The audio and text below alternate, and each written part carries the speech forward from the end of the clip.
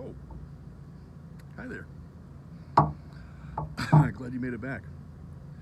Well, for episode 3 of Weekly Lit, we're going to discuss True Grit and Charles Portis. Now, Charles Portis is not as well known as he should be. In fact, he is considered America's best, lesser known writer. But tremendous author, most famous for, of course, True Grit, which has been made into a movie twice, both very good.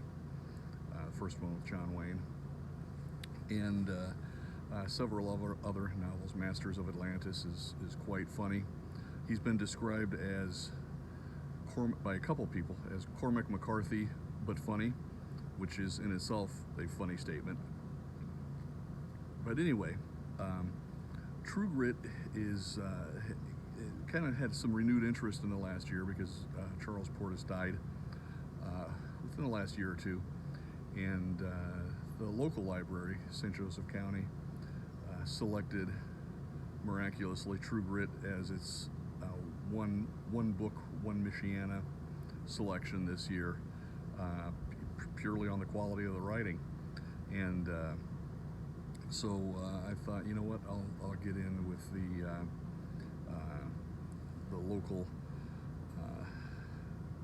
renaissance of Charles Portis and do my part to further his further his fame and contribute with this episode. So Charles Portis is one of those authors where you know, you're expected to know the greats. Obviously, we talked about Faulkner, Hemingway, Steinbeck, Fitzgerald. You know, all the obvious answers. But Charles Portis is when you get to the next level of where you can start to impress people by dropping his name, and that lets them know that you're in the premium level of literary knowledge. All right, so remember that Charles Portis is you have to read the books, obviously, but that's a good next level author. There are those above, you know, we'll get to the more esoteric ones beyond him, but you have to earn that by watching more episodes. So anyway, True Grit was written in 1968, and it's told. It would remind you of Mark Twain if you haven't read it. I think more than anything else, the narrative tone and the humor is quite funny. It's told from the perspective of a 40-year-old spinster looking back at an adventure that took place when she was 14. Her name is Maddie Ross, and she is hunting the man who killed her father, and works with a marshal named Rooster Cogburn and a Texas Ranger by the name of LaBeef.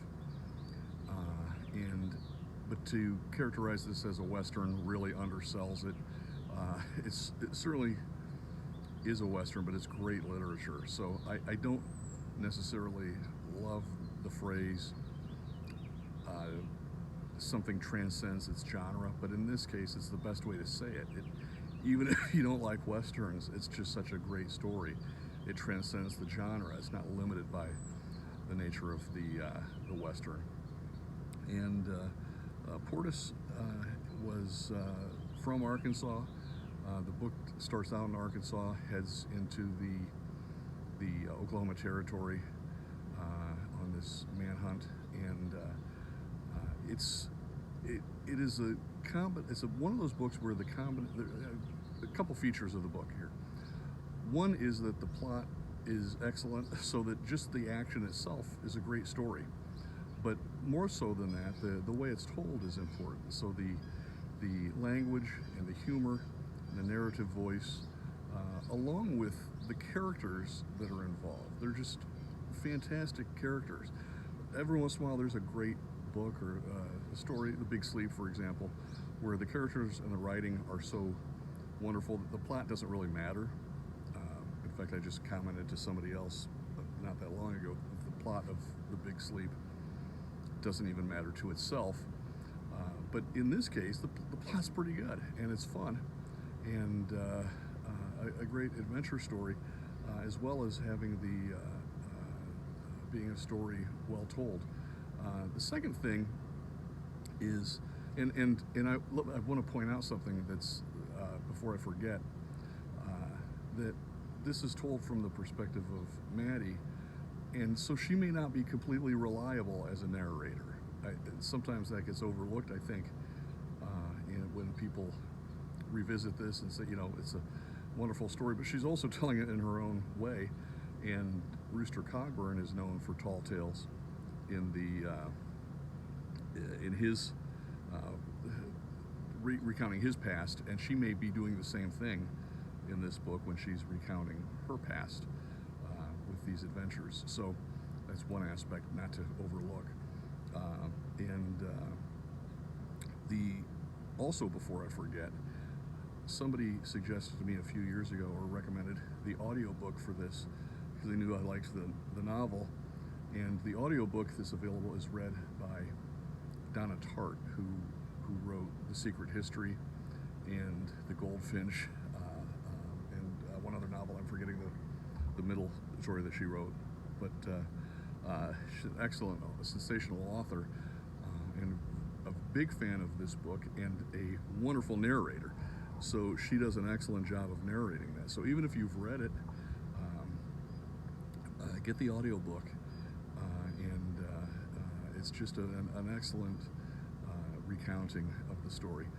Now, the second point that I was getting to, the second feature that I think Portis shares with both Hemingway and Faulkner, who we've discussed already, is that he can write male and female characters convincingly, which is not always the case. There are a lot of authors, Stephen King, who cannot write the opposite sex convincingly, in my opinion, and just comes up with cardboard characters. But Portis writes exceedingly well in conveying the thoughts and workings of Maddie's mind as a 14-year-old girl, as recounted by the 40-year-old woman, and all of her thoughts and biases and her analyses and things of what took place. And so it's just really a charming book to read because of that. So I think he does a great job of writing male and female characters. I think Rachel Kushner is another author who does that. Sarah Gran in the mystery realm, we'll get to her soon. And I think Willa Cather, out of the classic, sort of the well-known American authors, also was similar in that regard. So but it's not, like I said, it's not always the case that's true. So I'd like to read a portion of this from early in the book, when Maddie decides that she's going to have to chase down the man that killed her father, upon finding out that he did so. And Tom Chaney is the bad guy, one of the bad guys, but the major bad guy who killed her father. So here's an excerpt from the first chapter. The news came like a thunderclap. Here's what happened. Papa and Tom Chaney arrived in Fort Smith and took a room at the Monarch boarding house. They called on Stonehill at his stock barn and looked over the ponies. It fell out that there was not a mare in the lot, or a stallion for that matter. The Texas cowboys rode nothing but geldings for some cowboy reason of their own, and you can imagine they are no good for breeding purposes. But Papa was not to be turned back. He was determined to own some of those little brutes, and on the second day he bought 4 of them for $100 even, bringing Stonehill down from his asking price of $140. It was a good enough buy. They made plans to leave the next morning. That night, Tom Chaney went to a bar room and got into a game of cards with some riffraff like himself and lost his wages. He did not take the loss like a man, but went back to the room at the boarding house and sold up like a possum.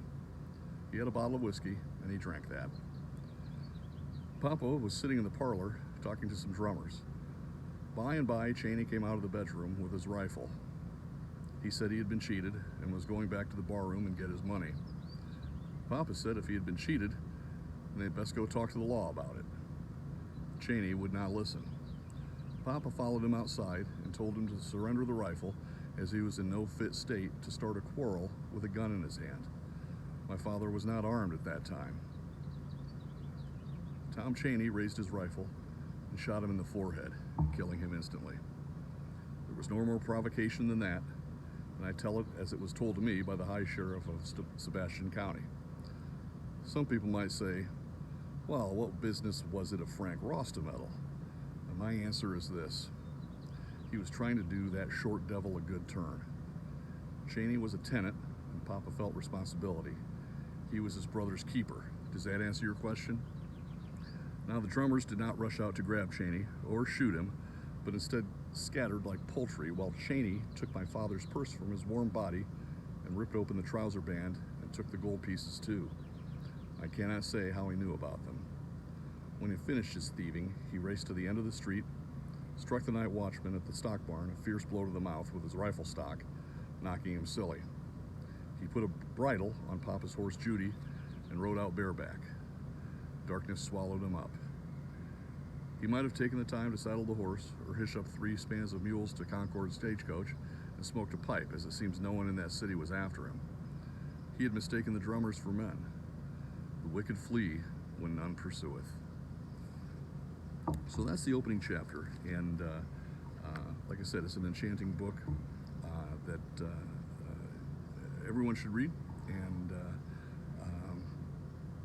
along with Portis's other works. I think if you enjoy True Grit, Masters of Atlantis, completely different direction, sort of a conspiracy theory type of work from 1985, but also very well written, very funny, and anyway, you'll enjoy.